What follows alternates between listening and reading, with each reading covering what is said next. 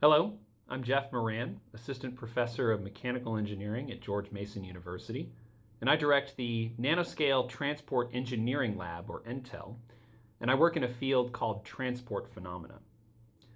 Transport here does not refer to the motion of ships or buses, but rather to the fascinating ways in which molecules, charge, momentum, and energy move around in fluids at the microscopic scale. This underlies a huge range of natural and industrial processes, from the metastasis of cancer to desalination of water.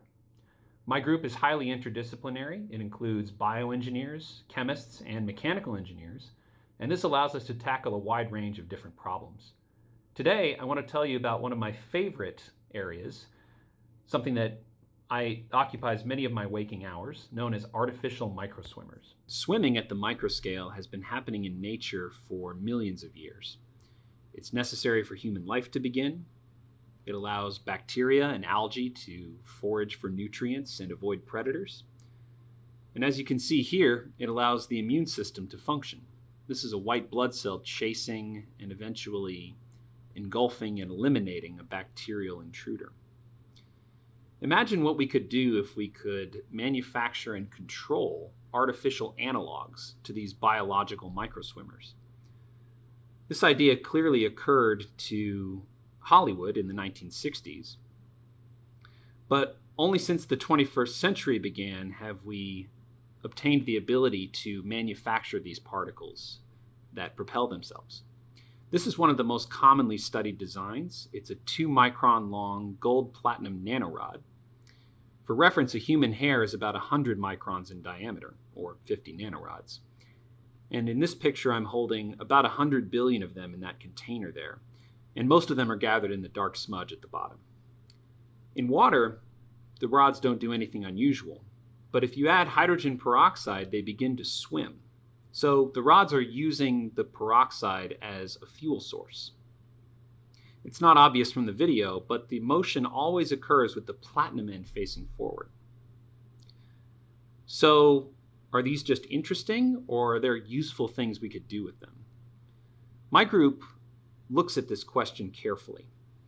We're studying a few different designs of these self-propelled particles and assessing their efficacy for practical applications.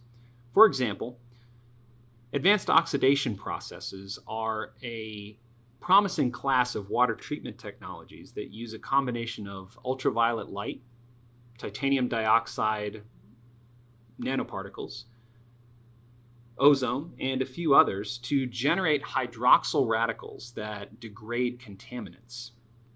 As you can see in the diagram, AOPs are especially promising because they're applicable to a broad range of different contaminants that are not addressed by existing technologies like reverse osmosis or ultraviolet light alone.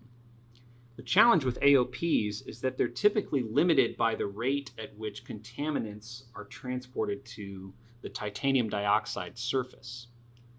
Our solution is to give the titanium dioxide particles the ability to swim by coating half of their surfaces in gold. Using this strategy, we can make an ultraviolet powered swimmer. And when the ultraviolet light is turned on, the particles begin to swim. So if this is a contaminated water sample, the swimming particles will see and therefore eliminate more contaminants per unit time than if they were not able to swim. Once the UV light is turned off, they stop. Working in collaboration with colleagues at Purdue University, we've gotten some very promising initial results that show the degradation rate is about double in the case of swimming versus the case of stationary particles. Those cases are shown in gold and gray in this graph of contaminant concentration versus time.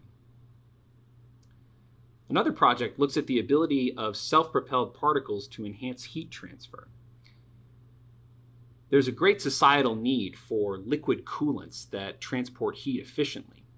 This is important for keeping computer chips from overheating, for managing the significant heat generated in large data centers, and also the heat generated by hybrid electric vehicle batteries. The basic idea is kind of like stirring cold cream into hot coffee. The faster you stir, the more efficiently the liquids are mixed, and thus the faster the heat travels from the hot coffee to the cold cream. We're investigating to see if the same principle will work, except instead of a spoon with thousands or millions of self-propelled particles. With the support of NSF and in collaboration with RPI, we've gotten some very promising initial results, showing here the ability of just 8 microparticles to cause a significant amount of fluid motion. And we expect to have some exciting results soon. I've also worked on a variety of different projects, past and present, shown here. So if you're interested, I'm happy to tell you more about super insulating wetsuits, genetic engineering of bacteria, or how we're using microswimmers for cancer treatment. Thanks to my students, past and present. And if you're interested to learn more, please reach out. Thanks.